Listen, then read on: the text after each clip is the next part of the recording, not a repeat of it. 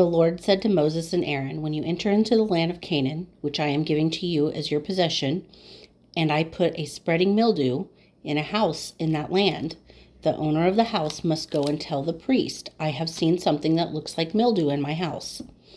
The priest is to order the house to be emptied before he goes in to examine the mildew, so that nothing in the house will be pronounced unclean.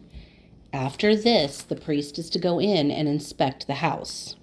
He is to examine the mildew on the walls, and if it has a greenish or reddish depressions that appear to be deeper than the surface of the wall, the priest shall go out the doorway of the house and close it up for 7 days.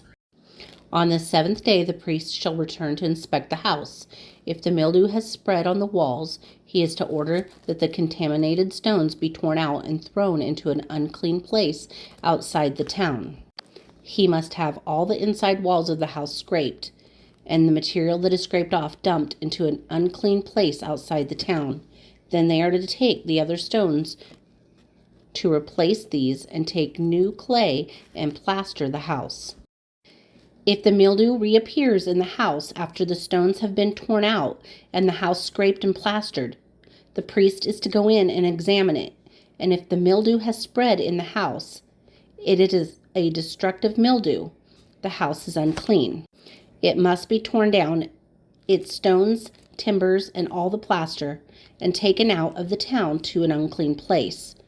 Whoever goes into the house while it is closed up will be unclean until evening. Anyone who sleeps or eats in the house must wash his clothes.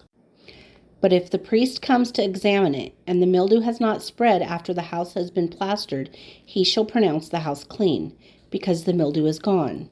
To purify the house, he is to take 2 birds and some cedar wood, scarlet yarn, and hyssop.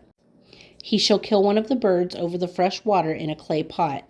Then he is to take the cedar wood, the hyssop, the scarlet yarn, and the live bird, dip them into the blood of the dead bird and the fresh water, and sprinkle the house 7 times.